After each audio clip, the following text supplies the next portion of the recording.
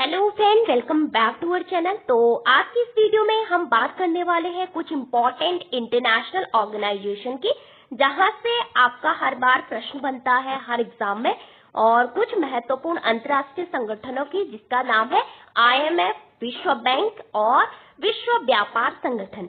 तो ये तीनों एग्जाम की दृष्टि से काफी इम्पोर्टेंट है, चाहे वो यूजीसी नेट का एग्जाम हो, चाहे वो राजनीति विज्ञान विषय से संबंधित कोई भी एग्जाम हो। तो यहाँ से आपका हर बार क्वेश्चन बनते हैं कि इसमें मेंबर्स कितने हैं, ये क्यों बनाया गया, इसके क्या उद्देश्य है। तो सबसे पहले हम बात करते हैं किसकी, IMF यानी अंतर्राष्ट्रीय मुद्रा कोष और विश्व बैंक की, international monetary fund and world bank.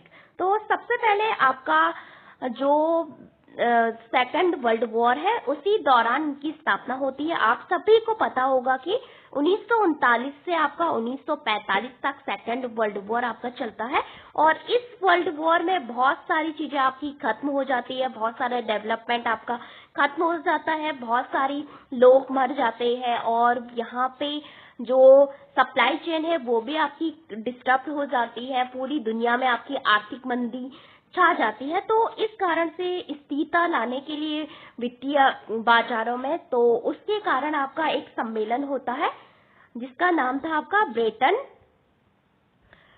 Woods सम्मेलन यानी ब्रिटेन वुड्स कॉन्फ्रेंस। ये आपकी 1944 में होती है, विश्व वर्ल्ड वॉर के दौरान। और इस सम्मेलन से आपका दो महत्वपूर्ण ऑर्गेनाइजेशन का जन्म होता है, एक था IMF, दूसरा था विश्व बैंक। तो IMF की बात करते हैं सबसे पहले। तो इन दोनों को ब्रिटेन वुड्स कॉन्फ्रेंस का ट्विन के नाम से भी आपका जाना जाता है। तो IMF यानी जो मॉनेटरी फंड है आपका, अंतर्राष्ट्रीय मुद्रा कोष है, इसकी स्थापना होती है 1944 में ब्रिटेन वुड्स कॉन्फ्रेंस के तहत, और 1945 से ये आपका काम करना शुरू करता है, फंक्शन करना शुरू करता है, और इसका हेडक्वार्टर है वॉशिंगटन DC US में। तो जितने भी आपके पैसे से, फाइनेंस से रिलेटेड एजेंसी होती है, उन सबका हेडक्वार्टर आपका कहीं ना कहीं US में ही होता है। जैसे विश्व बैंक का हेडक्वार्टर भी आपका US में है। तो ऑब्जेक्टिव क्या थे IMF के, क्यों बनाया गया, क्या इसके महत्वपूर्ण उद्देश्य थे, क्या महत्वपूर्ण कार्य थे। तो सबसे पहले था इंटरनेशनल मॉनेटरी कॉर्पोरेशन को प्रमोट करना, यानी जो आपका मुद्रा को लेकर जो सहयोग है उसको आगे बढ़ाना, उसको प्रमोट करना, इसका महत्वपूर्ण ऑब्जेक्टिव था। फिर नेक्स्ट था एक्सचेंज रेट स्टेबिलिटी मेंटेन करना, यानी जो विनिमय दर होती है उसकी जो स्थिरता है उसको मेंटेन करना, उसको बनाए रखना। एक्सचेंज मतलब कि एक वस्तु का दूसरे वस्तु में मतलब विनिमय दर, इसी से आपका संबंधित है। नेक्स्ट है बैलेंस ऑफ पेमेंट, यानी जो आपका भुगतान संतुलन का जो संकट है, उस प्रॉब्लम में देशों की हेल्प करना। आपको पता होगा कि 1991 में सोवियत रशिया का विघटन हो जाता है, शीत युद्ध का अंत हो जाता है, और वहां पे जो समाजवादी मॉडल था वो आपका फेल हो जाता है, क्योंकि भारत पे भी इसका बहुत सारा असर पड़ता है। हमारा जो मिश्रित अर्थव्यवस्था का मॉडल था, उसमें कहीं ना कहीं हम USSR का जो मॉडल था समाजवादी वाला, उसको काफी प्रमोट करते थे अपने देश में। वही हमारे देश में आपका काफी हद तक था। यहाँ पे हमारे सारे उद्योग जो है सब कुछ आपका सरकार के हाथ में होता था, कोई भी डीरेगुलेशन यहाँ पे नहीं था। तो जैसे ही सोवियत रशिया का विघटन हुआ, समाजवादी मॉडल फेल हुआ, इंडिया पे भी इसका इफेक्ट पड़ा, तो हमारे देश में आर्थिक संकट छा गया।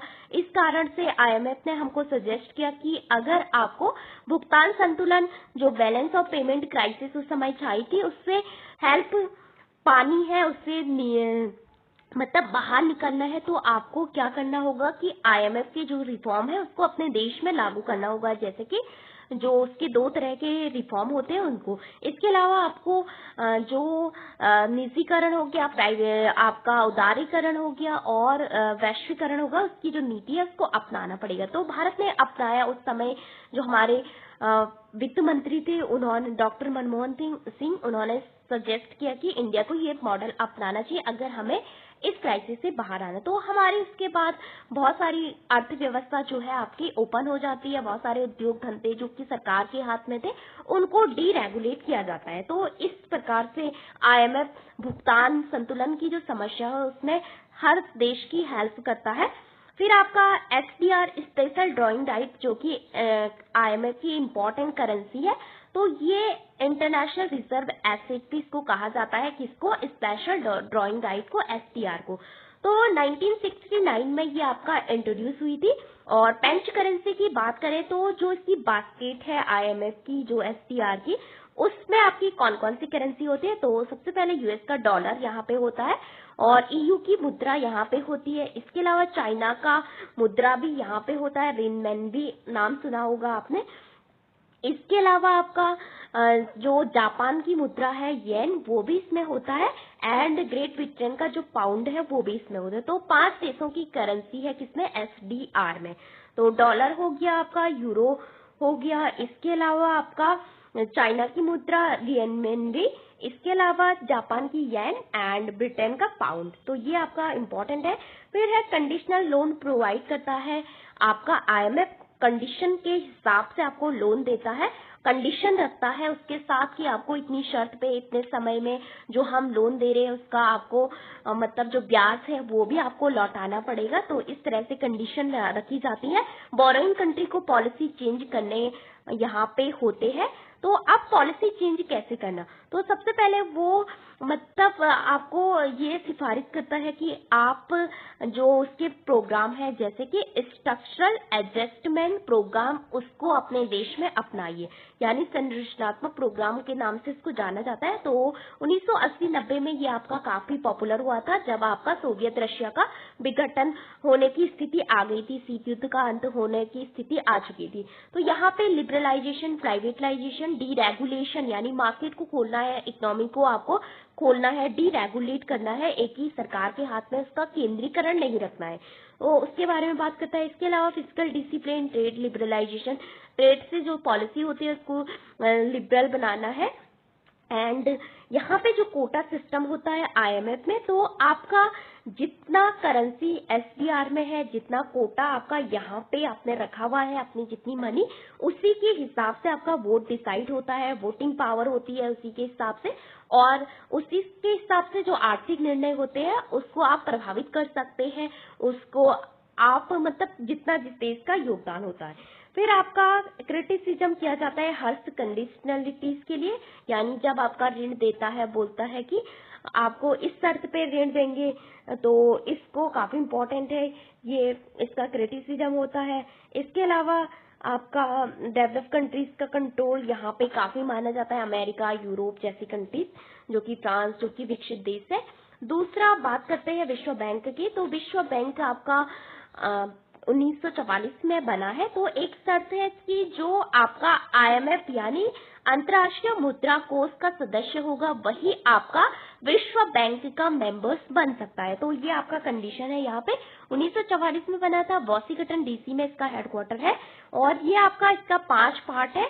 जो आपका 1944 में बना था उसको आईबीआरडी के नाम से भी आपका जाना जाता है। तो आईबीआरडी का मतलब आपको पता होगा कि international bank for reconstruction and development, यानी पुनर्निर्माण के लिए, विकास के लिए आपको ऋण प्रोवाइड करता है कौन, आईबीआरडी। नेक्स्ट है आपका मिडिल इनकम कंट्री यहाँ पे आती है, और क्रेडिट वर्थी कंट्रीज को लोन देता है आईडीए, इंटरनेशनल डेवलपमेंट एसोसिएशन।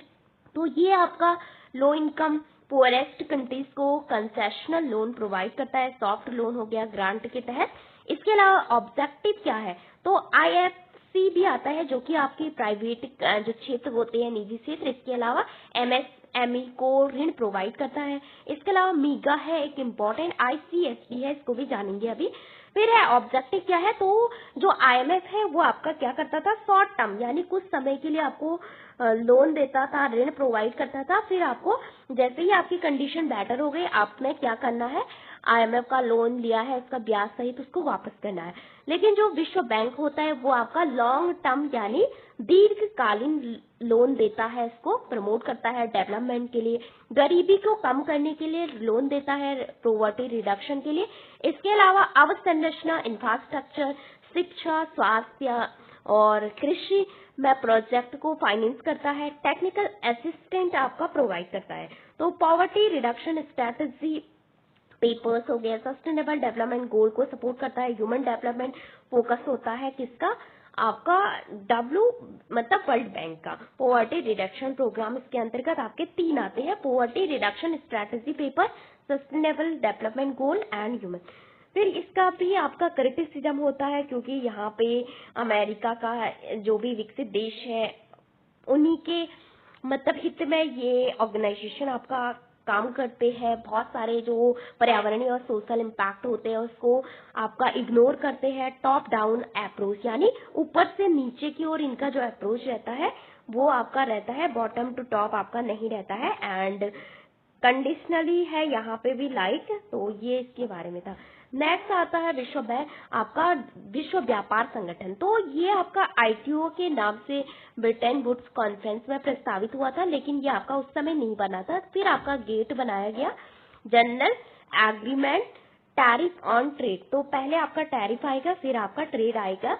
तो 1995 में ये आपका बनता है। काफी लंबी वार्ता आपकी चलती है, उरुग्वे राउंड की वार्ता और मैराकेश एग्रीमेंट के थ्रू इसका स्थापना होती है। मंत्री स्तरीय जो सम्मेलन होते हैं आपके डब्ल्यूटीओ के। इसका हेडक्वार्टर जिनेवा स्विट्जरलैंड में आपका है और गेट का उत्तराधिकारी है जो कि 1947-48 में आपका बना था। तो डब्ल्यूटीओ के उद्देश्य क्या है? Fair rule based international trade को प्रमोट करना, इसके अलावा ट्रेड बैरियर्स को आपका खत्म करना, जैसे कि टैरिफ हो गया, नॉन टैरिफ हो गया, उनको खत्म करना, डिस्प्यूट को पीसफुली आपका सेटल करना दो देशों के मध्य ट्रेड को लेके। जैसे कि ट्रेड वॉर आपका काफी चलता है, अमेरिका और चाइना के बीच काफी लंबे समय तक आपका चला था, पिछली बार जो डोनाल्ड ट्रंप का टर्म था।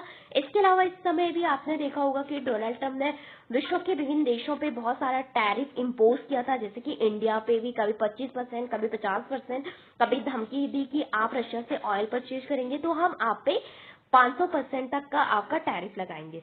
फिर आपका यूएस का जो सुप्रीम कोर्ट था उसका निर्णय आता है, तो सारा टैरिफ वो मतलब जो डोनाल्ड ट्रंप ने लगाया था उसको खत्म कर देता है। फिर आपका 10% डोनाल्ड ट्रंप और लगा देते हैं, उसको भी हाल ही में वो भी आपका खत्म हो चुका है। तो मिनिस्ट्रियल कॉन्फ्रेंस होती है डब्ल्यूटीओ की, जो कि हाईएस्ट डिसीजन मेकिंग बॉडी है, मतलब सबसे मतलब निर्णय लेने वाली एक संस्था है, सबसे उच्च स्तर की। हर 2 साल में मीटिंग होती है मिनिस्ट्रियल कॉन्फ्रेंस की, और 13वीं आपकी आबू धाबी में हुई थी 2024 में। रूल बेस्ड सिस्टम को सपोर्ट करता है, डिस्प्यूट सेटलमेंट बॉडी इसके अंतर्गत आपकी है। एंड यहाँ पे टिप्स और आपका ट्रिम्स इससे रिलेटेड है। तो trade related expect of intellectual property right, trade related investment major, इसके अलावा एग्रीमेंट और एग्रीकल्चर। तो एग्रीकल्चर को लेकर आपको पता होगा कि विकसित जो विकासशील देश है उनके बीच आपका काफी कंट्रोवर्सी होती रहती है, काफी न्यूज में रहती है एमएसपी को लेकर।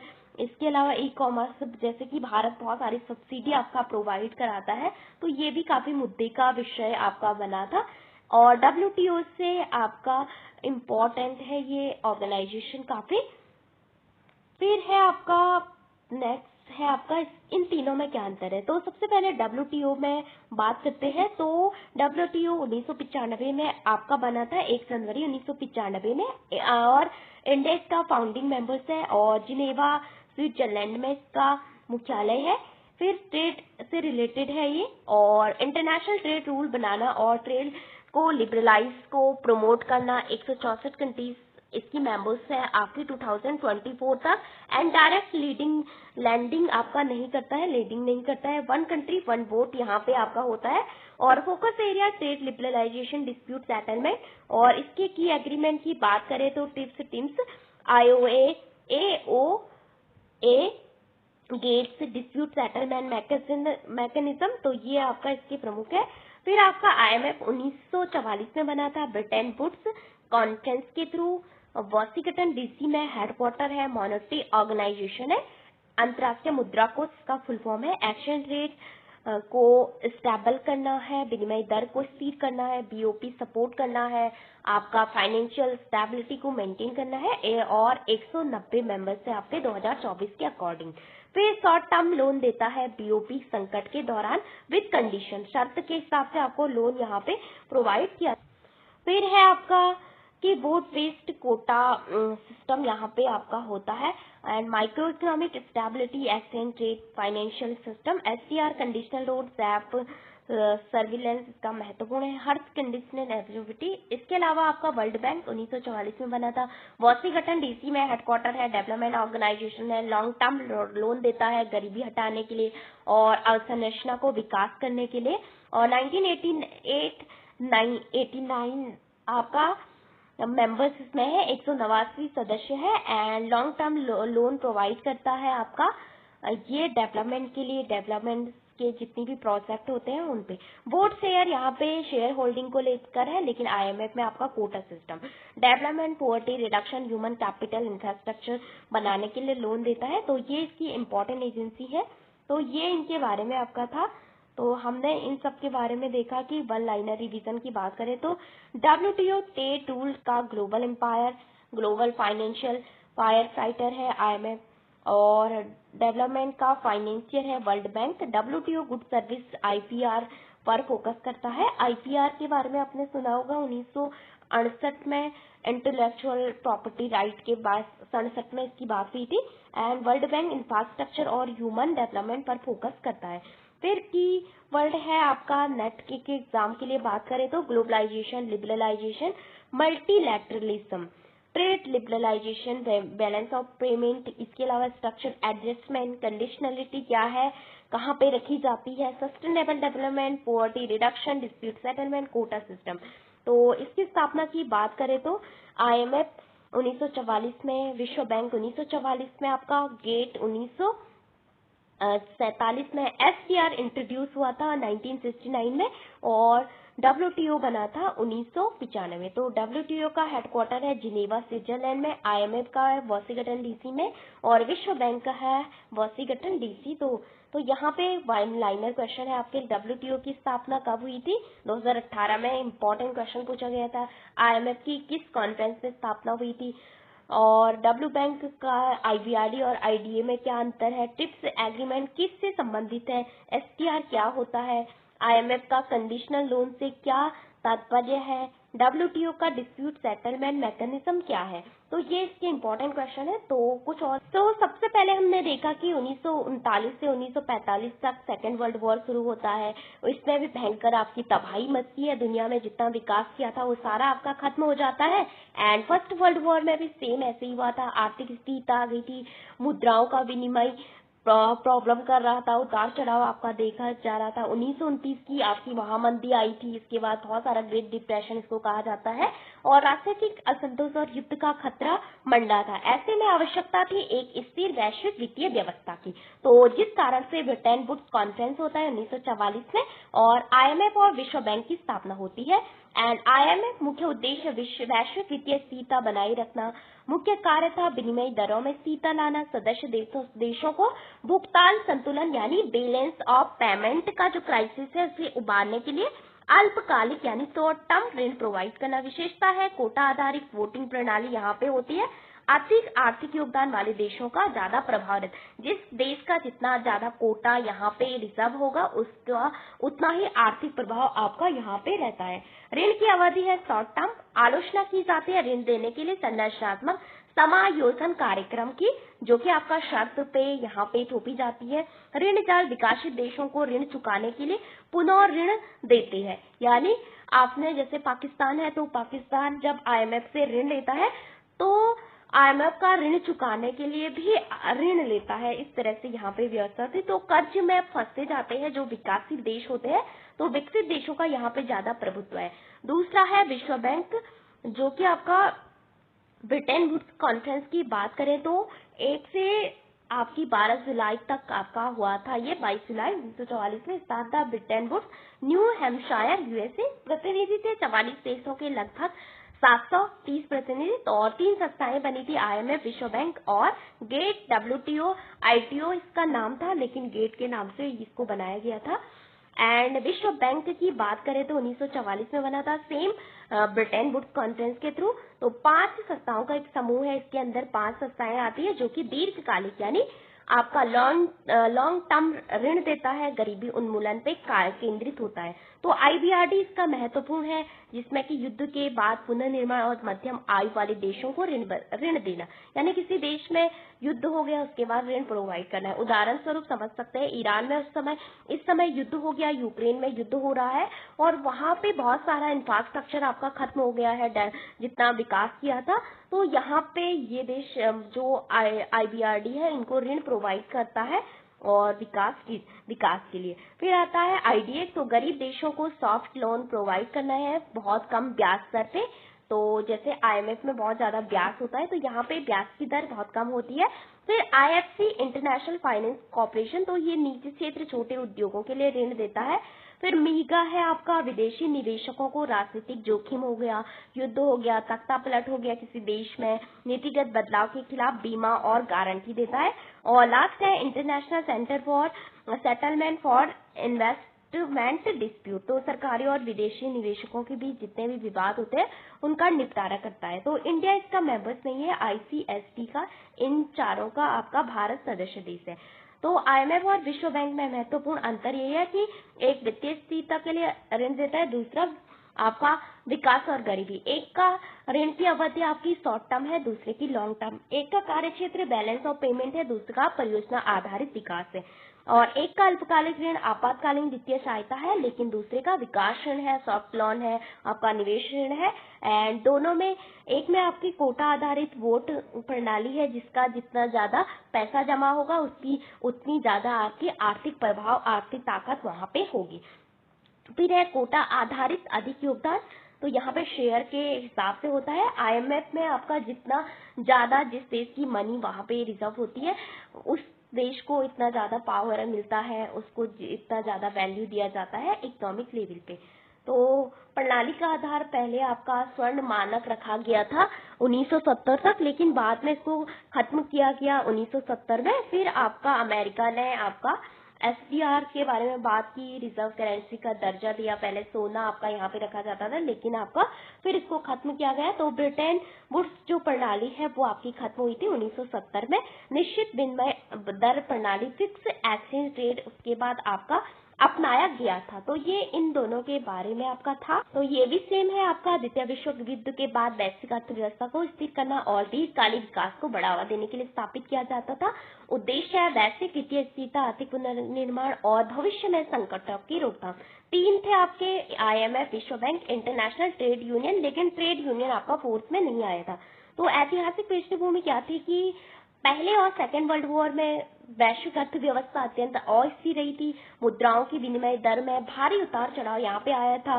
महामंदी राजनीतिक असंतोष को जन्म दिया था, जिस कारण से आपका सेकेंड वर्ल्ड वॉर हुआ।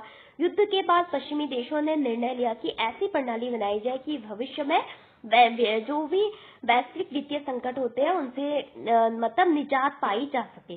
तो ब्रिटेन वुड्स 1944 में हुई थी। 44 देश थे यहाँ पे, 730 प्रतिनिधि शामिल थे और ये प्रस्तावित किया गया था IMF, विश्व बैंक। तो ये इम्पोर्टेंट है। फिर प्राथमिक कार्य IMF के ये है आपके, जैसे कि वैश्विक वित्तीय स्थिरता बनाए रखना, विनिमय दरों को स्थिर करना, बैलेंस ऑफ जो पेमेंट होता है इससे निपटना, कोटा आधारित वोटिंग प्रणाली और अधिक आर्थिक योगदान वाले देशों का ज्यादा प्रभाव यहाँ पे। कई बार आपका IMF का क्रिटिसिज्म आपका किया जाता है बहुत कारणों से।